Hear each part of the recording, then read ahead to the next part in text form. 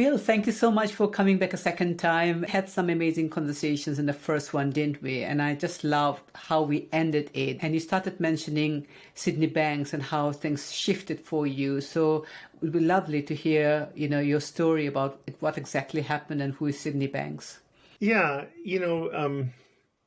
where to start? In April 1st, 1983, I was 41 years old. In a few months, I'm going to be 80. And if I had not met Mr. Banks, there's no doubt in my mind that I would have died in my late 50s or somewhere in 60s at the most from some stress-related disease. No doubt in my mind. And I had been in psychiatry. I'd been out of medical school for 14 years. After medical school, I initially had 2 years of general surgery training. I was going to be a heart surgeon, and we were on every other night, and I got exhausted, 36 on, 12 off, to where I handed in my resignation halfway through my second year. I was drafted into the Vietnam War. I did an extra 6 months of training to be what they call a Navy flight surgeon, to be on an aircraft carrier, but then scored high enough in my class that I was on a land-based, since I hadn't really gotten to know my wife very well in 36 on, 12 off. And so I spent 3 years as a family physician. And it was during that time, a family physician for the pilots and to somewhat for their families, that I started to understand at a deeper level the interaction of the mind and the body, what we call the psyche and the soma. And the psyche has been kind of ignored. We've focused on the soma. And I started seeing, to some degree, both in myself and in the families, the flight families, I started noticing how their level of stress manifested in psychologically and physiologically. And I think I got more interested in both my own mental well-being and the people that I served. And so I did a psychiatry residency, and I finished that in 1977. And then for 3 years, I was chief of psychiatry of the nuclear submarine base at Groton, Connecticut. And I got disillusioned with psychiatry. I saw that medicine sometimes could help alleviate people in the short term, but I didn't see people really, Rainey, finding peace. I certainly hadn't found it. In fact, I ended up being divorced from my wife, and we had 2 little children, and I felt like a failure. I certainly went in and out of depression during those times, and at times, certainly dealt with suicidal thoughts. I never acted on them, but I knew something told me there's more to understand, but I didn't know what it was. But I left the Navy, even though I think I probably, I got deep selected and they wanted me to stay. And I took a job traveling around the United States, based in California. And I would do trainings, 5-day personal growth trainings. And I always did one of them back on the East Coast. That was part of my agreement. So I had a week with my 2 small children. And it was during that time that I became national program director. Within two years, I became national program director for this company. And I was told about a man named George Pransky, who was a psychologist in Oakland, who they said many people were bringing people that had been, of course, labeled and told that they would never get well from their trauma or never get well from this or that, their anxiety disorder or their depressions. And more often than not, people were saying these incredible, which some people saw as miraculous because it wasn't happening ordinarily. And so I was curious. So I ended up talking with George, and I sat with him for 2.5 hours, I think in March of 1983. And he told me he said, Bill, I know this is going to sound strange, but what's changed my life about 4 years ago was meeting a welder with a ninth grade education that had an epiphany or some powerful spiritual experience where at the end of it, he literally said, I'm home free. I've conquered this world. I've seen what people call God is. I've seen what life is, and I've seen how the two are connected. Oh, really? And when his wife questioned him, George told me, he said, he went on to say, at that moment in 1973, in August of 73, he said to her, do you know what this means? And even though she said his words sounded really crazy, his eyes were the clearest she'd ever seen any human being in her life. And he was in his 40s at the time. And he, at 43, I think, he said, number one, I'm going to be writing books. He ended up writing 10 books, 6 of which have been published, and they're not Welder's books. He said, he claimed that he only, even 2007, that he'd only read 3 books in his life, and they were welding books. But he wrote 10 books, 6 of which were published. They're very powerful, and we're very grateful that he wrote them. 4 are still unfinished manuscripts. He said, number 2, psychiatrists and psychologists, like Dr. Pransky and myself, psychologists and psychiatrists are going to seek me out, and they're going to ask me to teach them what I've seen. This is a welder on a 1-week holiday from his work, where he's worked 14 years in a pulp mill.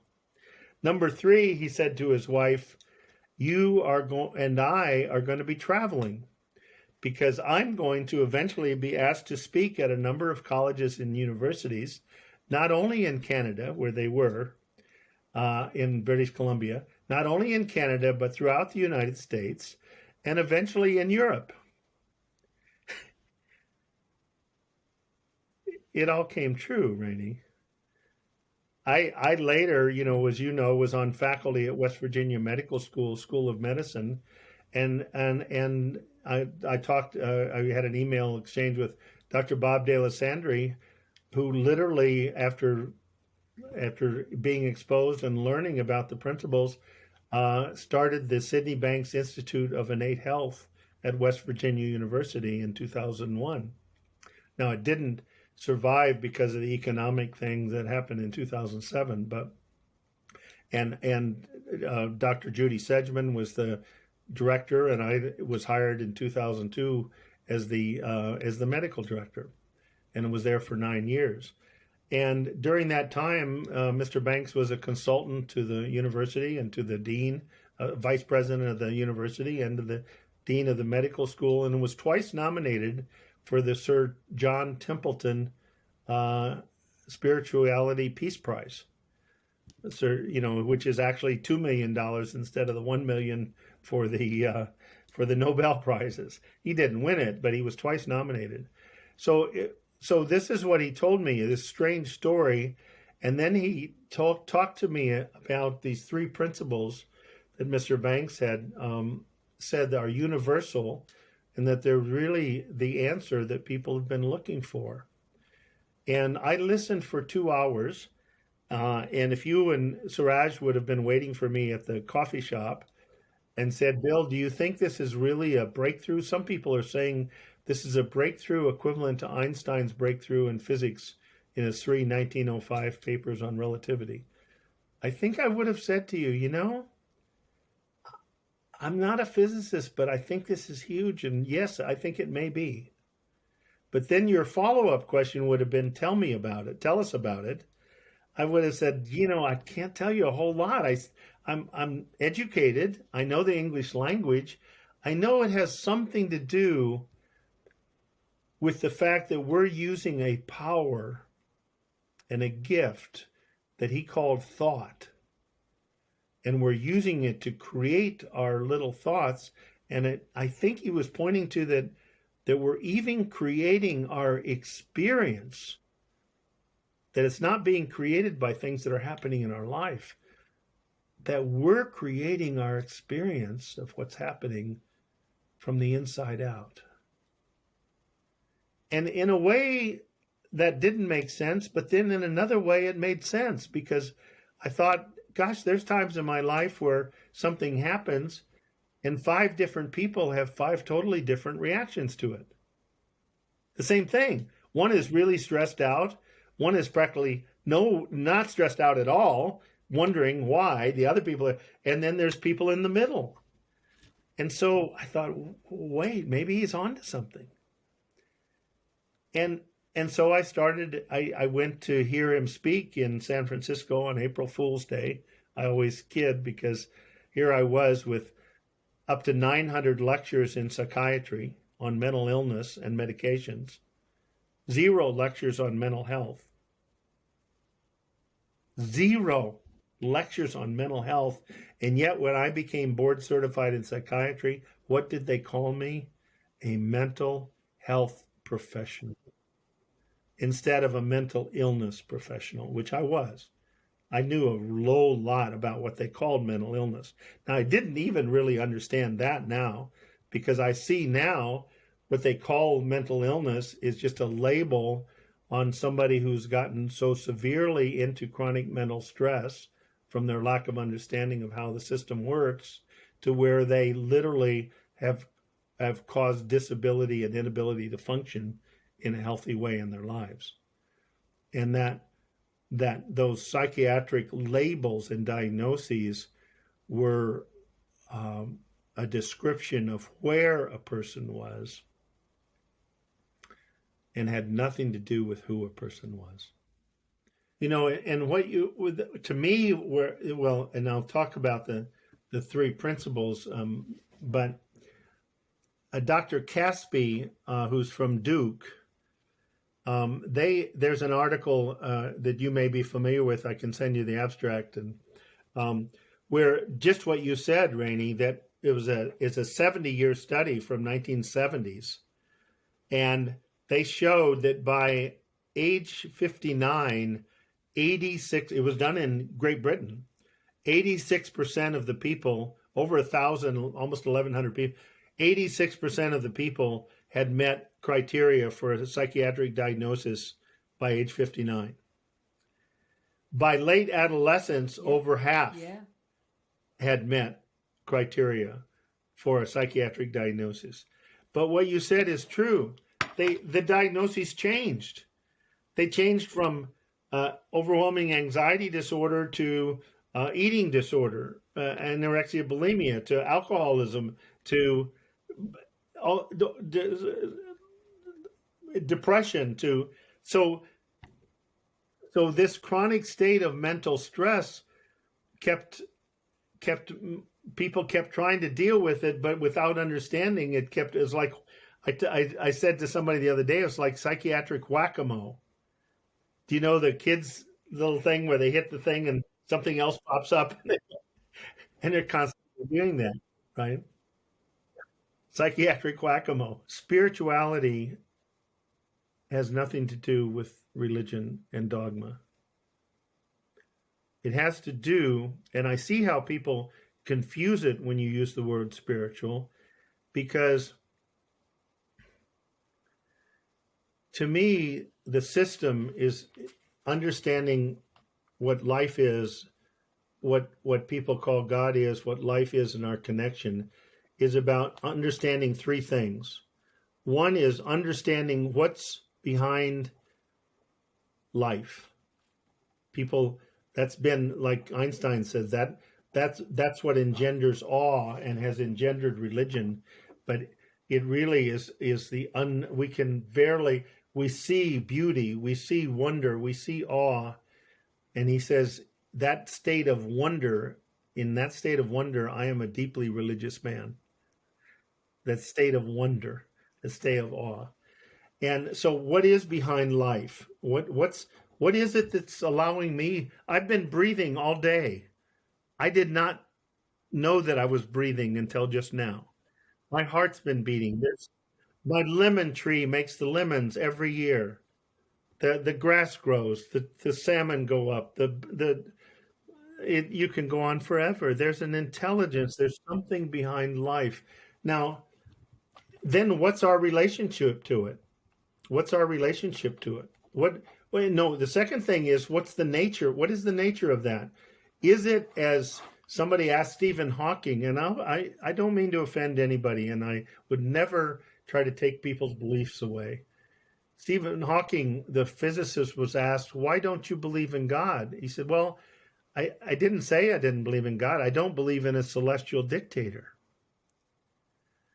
And sadly, now you say, what does this have to do with mental illness?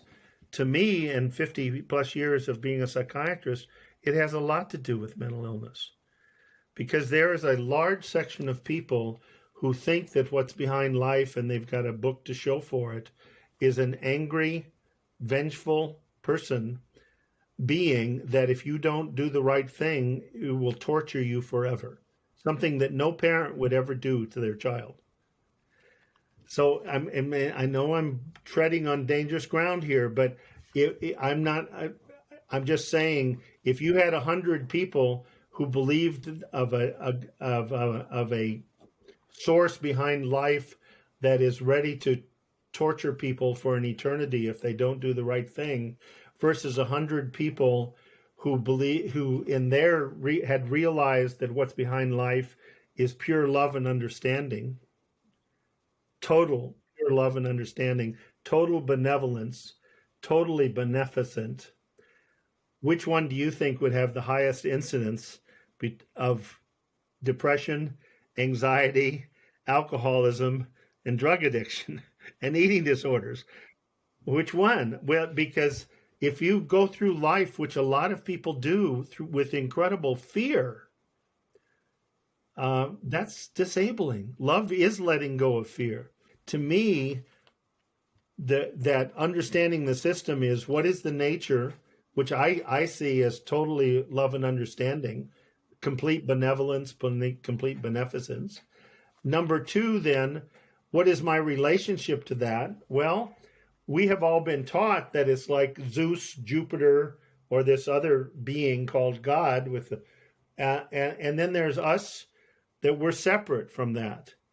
But the physicists, and whether it's David Bohm or Hawking or Einstein, would say, no. Whatever you want to call that energy, and it's been labeled a lot of things, everything that exists in form is made of that energy. There is no separation. There is no separation. Everything, as the formless energy takes form, everything is a participant in this spiritual theater, formless theater called life. It's easy to see for my lemon tree. It's less easy to see for my beer mug here, but they tell me, the physicists say, that this is made of atoms that has electrons going 3/4 the speed of light around it. There's a lot happening inside this thing, inside of everything. You talked about some people believing in a God that can get very angry, and some people also feel that there is something more to life and they don't think about it as religion but as spiritual. I also feel that there are some people who don't think of themselves as spiritual at all and say, I don't have a faith. No, that's true. I remember Linda talks about a young 19-year-old man that said, after he read the Sid Banks book, The Missing Link, he said, I would have never called myself an atheist if somebody would have presented what we call God, what we call behind life, as this. This makes total sense. It resonates as true, right? So there's what is the nature of behind life? What's our relationship to it? It's different if we're not separate from it. If we're a manifestation into form of that, then we are like the lemon tree. I am like the lemon tree, but as Mr. Banks says on page 6 of The Missing Link, he says, when the divine passes from the formless to the form, he says, as human beings, we are both spectators and participants in this spiritual theater called life. Meaning, as human beings, the Latin word spectator is one who can observe. I don't think the lemon tree can make the observation that it's divine energy in a form, or that it's universal energy in a form. We can actually make that observation, wow, and incrementally have realizations that allow us to see, wow, that's what we really are. And it has implications because if we are that energy, then we are made of the wisdom and the universal intelligence that's holding even the planets together. And Mr. Banks says, the great mystics of the world who tried to explain such knowledge had no choice but to speak in metaphors, knowing their words were only a representation of the spiritual wisdom. Spiritual just meaning formless, without form.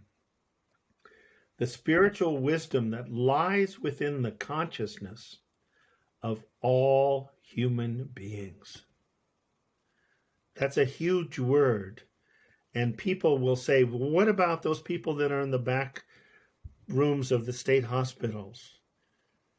And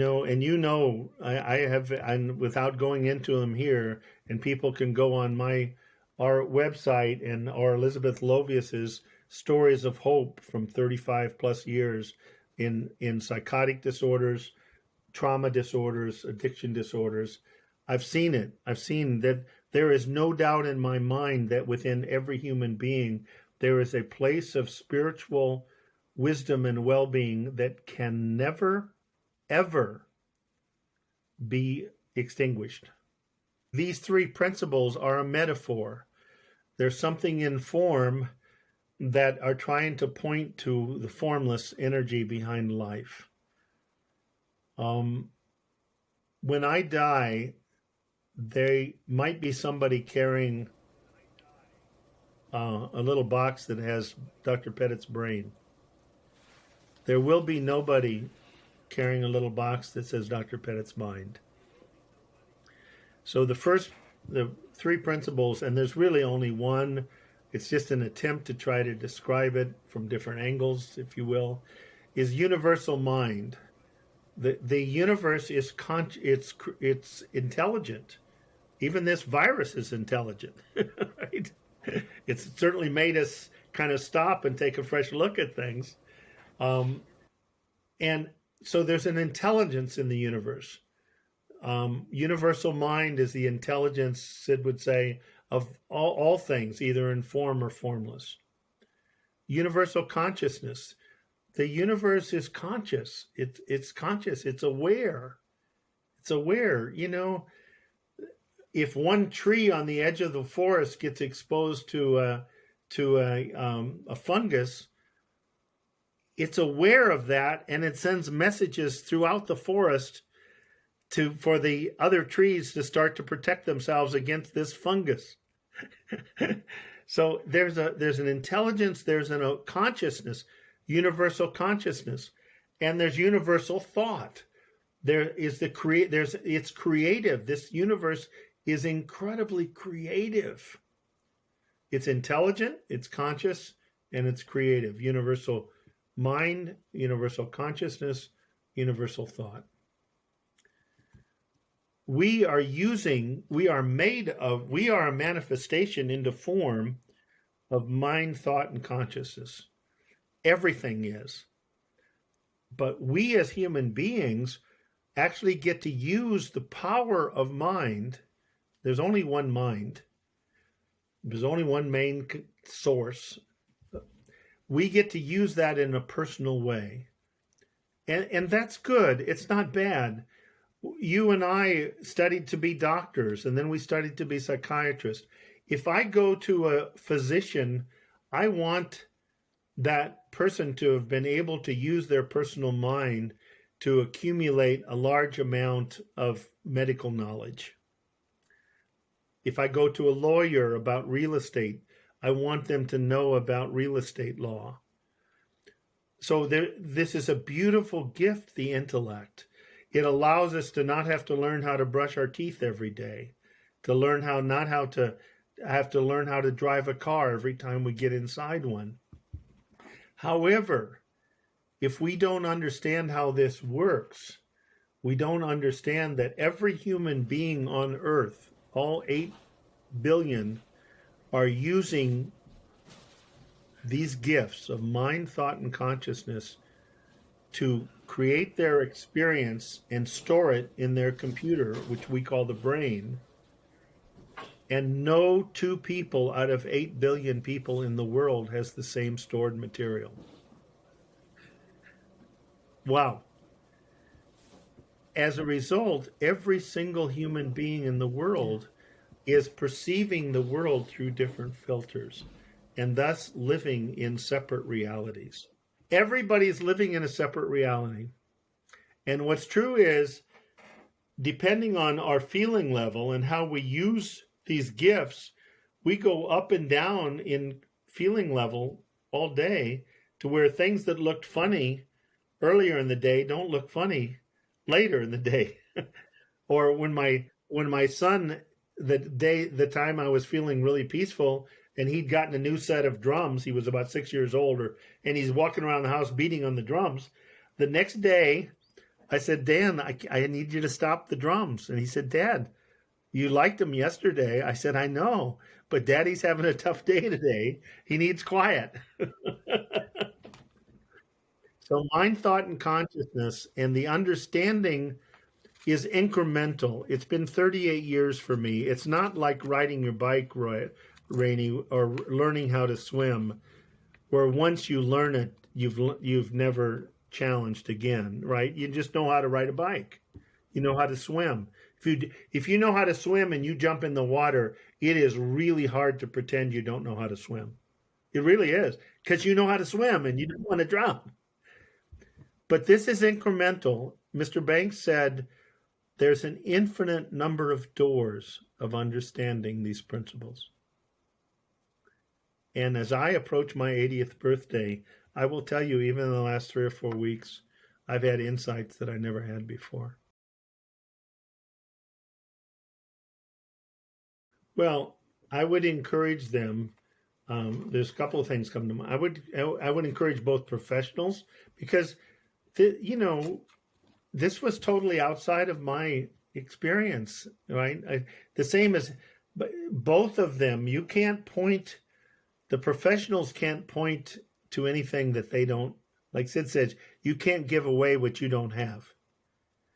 If you don't have peace of mind, you can't point people how to have peace of mind, because you obviously don't know how to do it. It's be like somebody teaching tennis that has never played tennis. You can't do it. So both the professionals and the people want the same thing. They want to be at peace. I've never met a human being that wants to die righteously miserable because of something happened when they were 5 to 10 or 15 or 20 or 30 or whatever.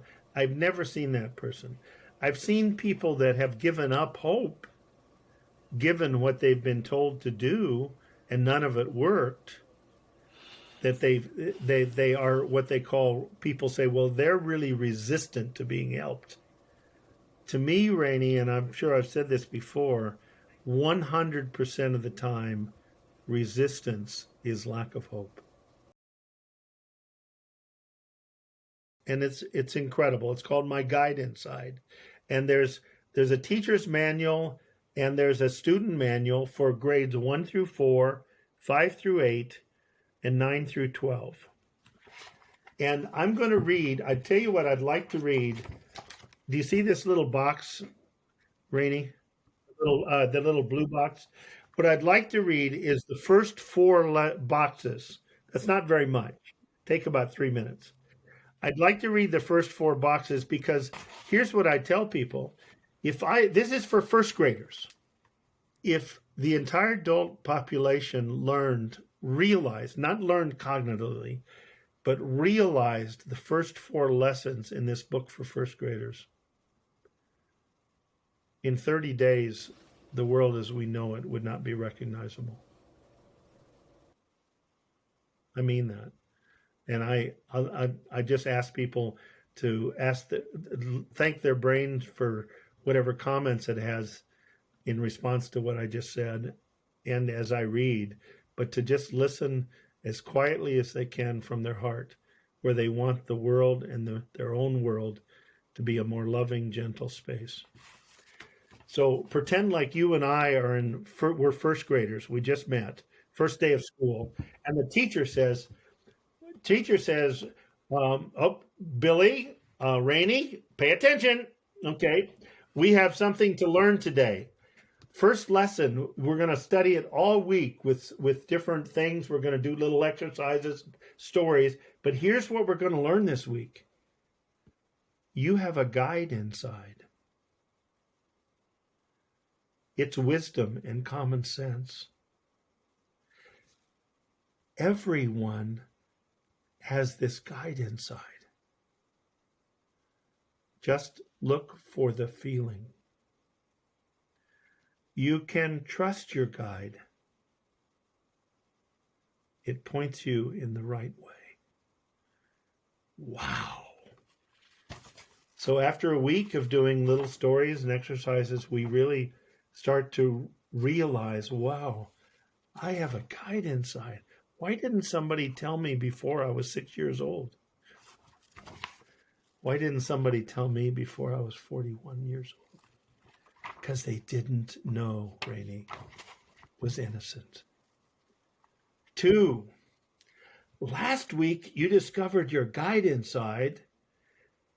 In this week, listen up, Rainey and Bill, quit talking to each other. Listen up. We're going to learn something new. My thought creates my feeling. The power of my thought creates all my feelings come from thought.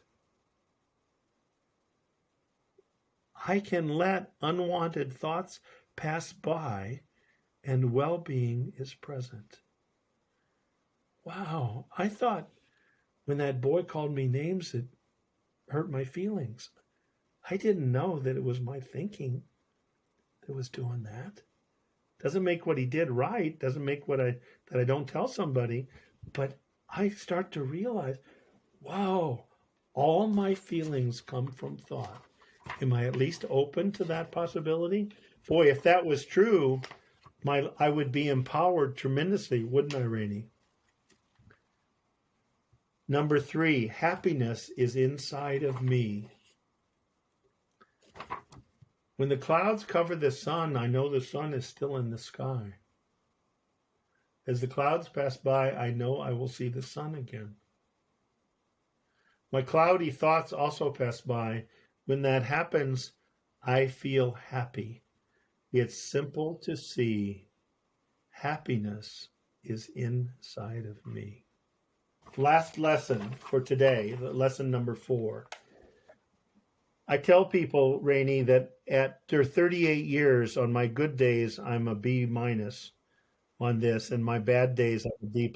After 38 years, people are curious, what's lesson number 4 for first graders? I can see, let's learn something new. Last week we learned happiness was inside of you. I can see that I am thinking fast and furious. I can choose to let it go, and I become calm and curious. That's when I can hear that wisdom so much better. That's the first 4 lessons. There's 8 lessons in the first. Incredible. If you and I would have learned, if I would have learned that, I'll speak for myself, as a first grader, my life would have been a lot gentler.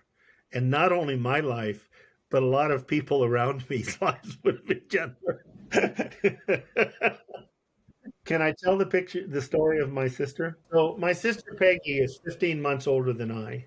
She's a wonderful, beautiful, brilliant woman who was born a bit too early, or who knows, because, in my class, I had 187 graduate from University of Illinois class, 1969, 11 women, 11 out of 187. Now it's 50% at least. Okay. Anyway, she was brilliant. Her 2 children, 19 and 16, were killed by a drunk driver when they came to visit us on July 4th, 1986. She did her very best, but I think it was it just could not find, and no judgment. God, she just could not find a way. She came down with dementia the last 8 years of her life. She's 15 months older than I. And it protected her from, if somebody mentioned Kathy or Sarah, she'd say, oh, I talked to them the other day. They're doing fine. Wow. But it meant her being in a dementia unit in a home. And in September, late October of 2019, before the pandemic, Linda and I, my wife Linda and I, were headed for the Three Principles event in Spain called the Viva event. Yeah. And I said, let's go see Peggy. I got a feeling this is going to be the last time. So we went and visited Peggy for 3 days, and I'll make this quick. But Peggy, with her dementia, she spoke gibberish. Gibberish, this brilliant woman, gibberish. And then I'd say something back, and she'd laugh, and we'd laugh. There were wonderful discussions, but there was no meaning. There was gibberish. There was a beautiful feeling, but it was gibberish. I never understood one thing she said in the visits we had. So as we're getting ready to leave, my wife, Linda, who's incredible and incredibly heart and, I don't know, spirit, she came up to Peggy as we were getting ready to leave. And she said, Peggy, right? She got right in her face. She said, Peggy, it's okay, isn't it? She never told me she was going to do this. Peggy looked at her, put her hands on Linda's face, and said, Linda, it's really okay. And then she said, kissed her softly on the lips, and said, I love you so very, very, very much. Now, Rainey, this is a woman who dementia, but yes, the brain, the computer is damaged. The soul is totally whole. So then it was my turn to say goodbye. So I came to her and I said, Peggy, can I get permission to kiss you on the right cheek? And she looked up with her big blue eyes and she said, of course. So I kissed her on the right cheek, and without permission, then I very quickly kissed her on the left cheek. And I said, now, Peggy, I realize that I didn't really have permission to kiss you on the left cheek. I said, was that okay? She looked me straight in the eyes and she said, Billy, it was perfect.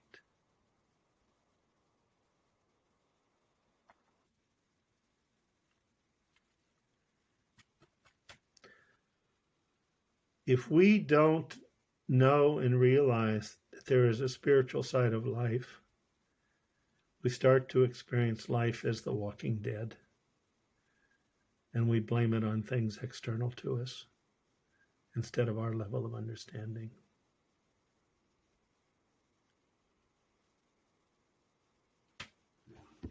And it's innocent. It's innocent. We don't see what we see until we see it. But it's one thought away, it's one insight away, and it's been trying to come through us. And most people have had experience of it coming through them, whether they're parents or teachers or lawyers or doctors or policemen, but they always thought they were just lucky that day. They didn't realize that it's available, trying to come through 24/7, but you cannot hear a harp playing if for 41 years you were like me and had a marching band playing in my head.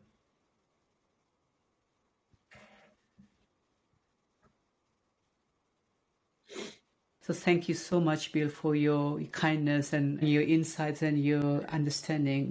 Really appreciate it. Thank you, and please give my greeting to Suraj.